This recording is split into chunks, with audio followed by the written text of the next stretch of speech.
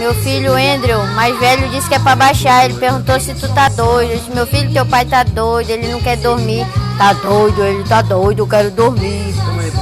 Ele tá deitado. Ele virou pro lado e foi dormir.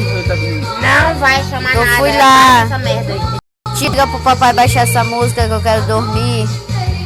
Você tá perturbando o juízo dos meus filhos. Vai lá de casa. Vai dormir em casa.